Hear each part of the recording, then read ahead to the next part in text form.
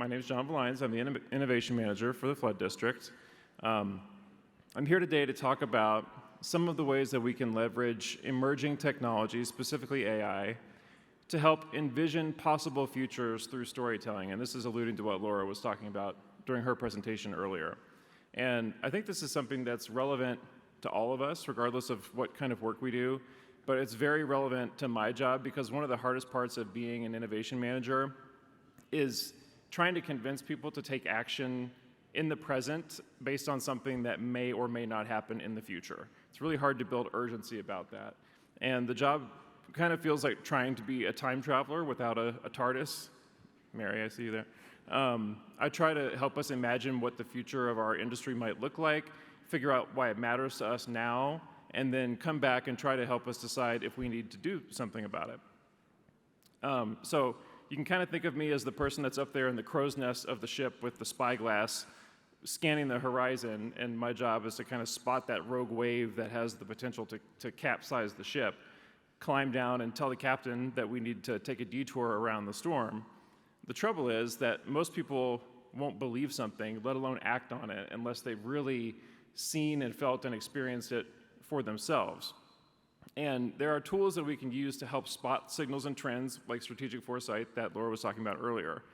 But spotting those trends and signals is really not the hardest part. The hardest part is weaving those together into a vision of what the future might look like that's relevant to us, and then making that future seem urgent enough to do something about in the present, to kind of hand other people the spyglass, so to speak, and let them see that future vision for themselves. Because presenting future scenarios like the kinds that we're talking about with a PowerPoint or a white paper is probably good. It might, work on your head. It might make you think, yeah, that makes sense. But it's not going to drive a sense of urgency. It's not going to drive emotion.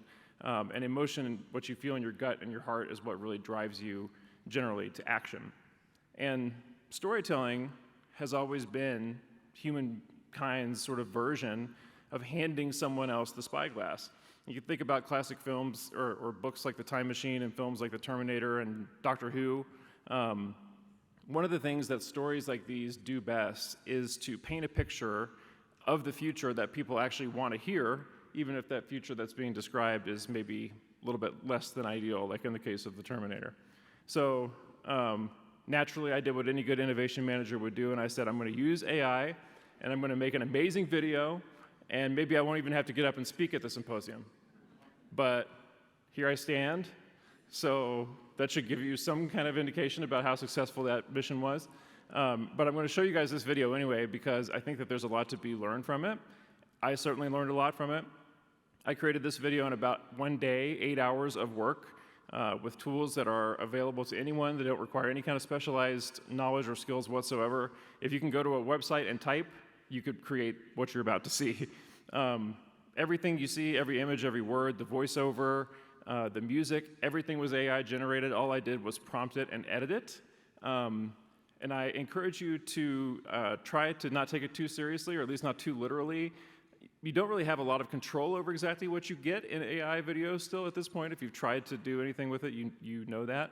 So for every second of footage that you see, there's probably 10 seconds that are more like what you see up there, with just totally weird and bizarre things that are totally unusable. But if you're clever enough and patient enough, you can kind of piece things together into something that tells something of a cohesive story. So I'm going to play it, and then I'm going to come back and talk a little bit more about it after the fact.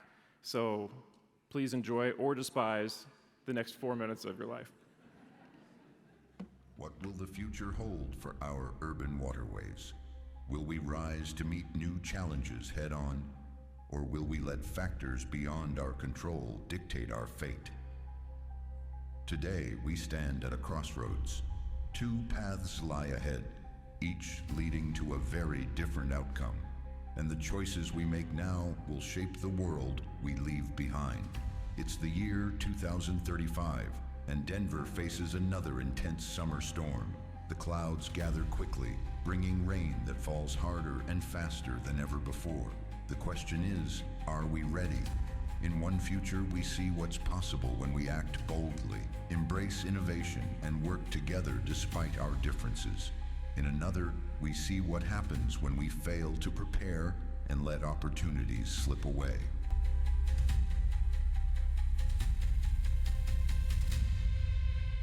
In one future, our flood warning systems have failed to keep up with the way people use technology, and alerts are ineffective. Streets and streams flood without warning. People and vehicles are swept away, unseen until it's too late. Outdated maps and inadequate communications leave rescue teams scrambling in the dark. Overstressed infrastructure, pipes, and drop structures weakened by years of neglect begins to fail all at once. Massive erosion, sinkholes, and blocked waterways create a cascading series of smaller disasters that cut off entire neighborhoods and critical facilities, which could have been easily protected with simple preventative maintenance. In underserved areas, the lack of timely alerts and resilient infrastructure hits hardest. The damage doesn't end when the floodwaters recede.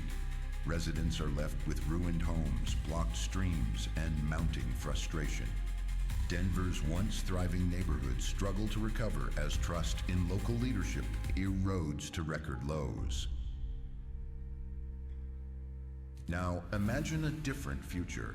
As the storm approaches, a state-of-the-art digital watershed twin springs into action.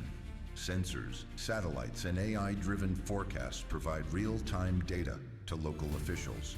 Automated flood controls divert water away from neighborhoods, while timely multilingual alerts guide families to safety.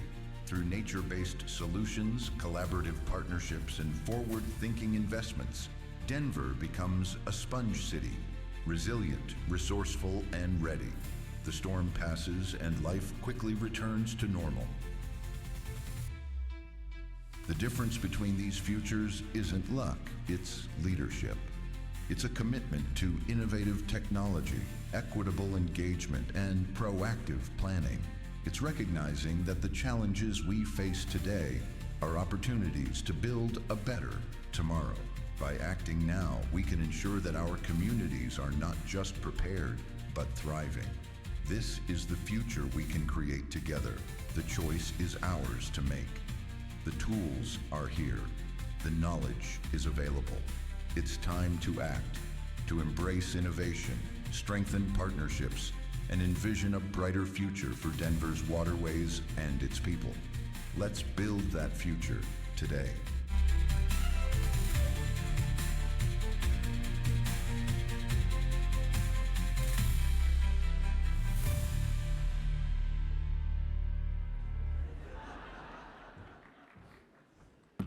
Okay, so, wow, the bass was even cooler than it was when I did it at home.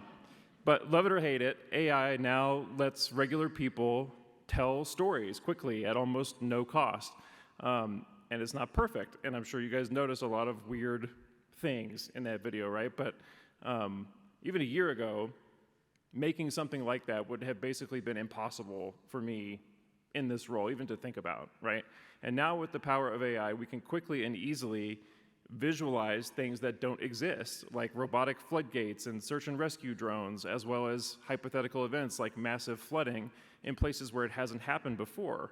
And the tools and the models that we use to make these kinds of audio and video and images are improving on a daily basis, and who knows what point they're going to be at even by this time next year. But as Spider-Man taught us, with great power comes great responsibility. And a lot of that responsibility centers around the ethical and environmental considerations of AI. But the part that I really learned kind of personally about through this experiment is realizing that AI storytelling, and just storytelling in general, can trigger really strong emotions in people, and sometimes not the ones that you're aiming for. Any creative work, I think, has that risk, but it's especially potent with AI just because of where we are in the world today. And the early reactions to my video ranged all the way from excitement to loathing, and maybe a little bit of loathing is okay because it is, an emotional reaction that we're going for. But it also means that we need to be thoughtful and careful about how to use this new capability, because this is a storytelling medium that most of us have never really had access to before. And I'm learning very quickly that you can't just become Steven Spielberg or James Cameron overnight. Like any powerful tool, you really need to learn how best to use it. And Hollywood's been grappling with these kind of questions for basically forever, or as long as Hollywood existed, both how to integrate new tools into their process, as well as overtly questioning the implications of AI itself, often in the same film. Movies like AI by Steven Spielberg, WALL-E, and the Blade Runner series, these were all revolutionary leaps in technology of filmmaking, as well as stories that themselves force us to think about humanity's relationship with these intelligent machines. These stories seemed impossibly futuristic just a few years ago, and yet here we are in an age where we are experiencing AI that can tell its own stories. And I can't help but think about the famous scene in the original Blade Runner. Who has seen this knows what I'm referring to here? Raise your hand. You're dating yourself. But his character uses technology to digitally enhance this tiny pixel in a really grainy piece of footage to uncover a critical piece of evidence in this case that he's working on.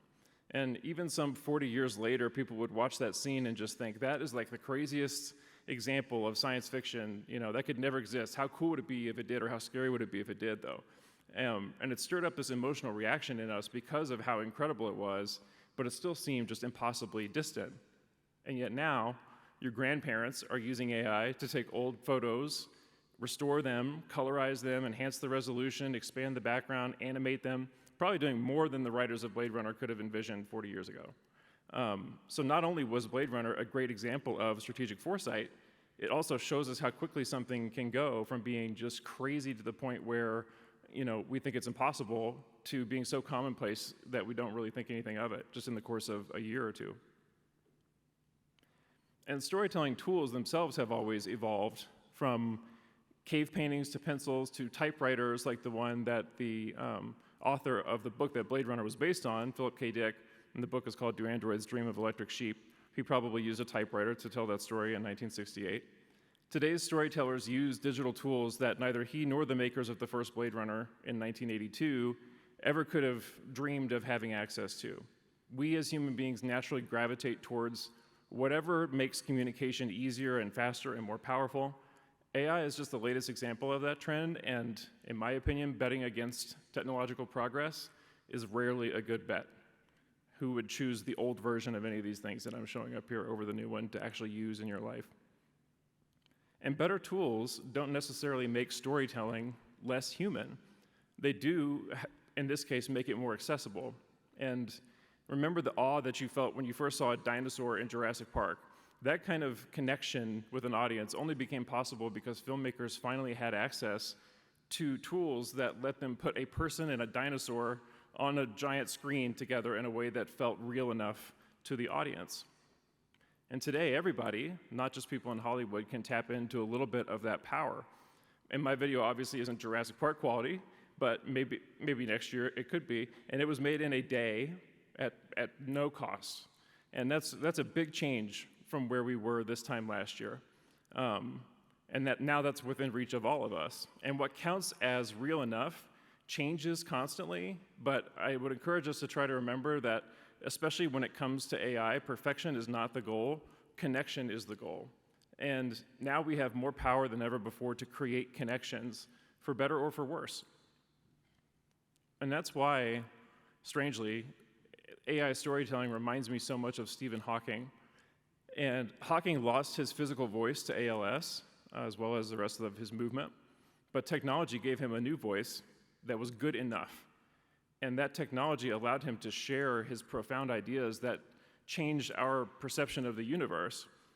And we're all a little bit like Hawking, not because we're genius astrophysicists, but because we struggle to communicate with each other, to truly share the things that are inside of us and connect with other people.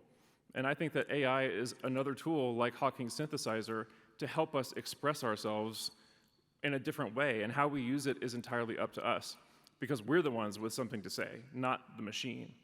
We all have ideas inside us that we want to share, both professionally and personally, and AI tools might be that thing that lets you finally communicate a concept at your work that you haven't been able to get across, or tell that story that you've had inside you.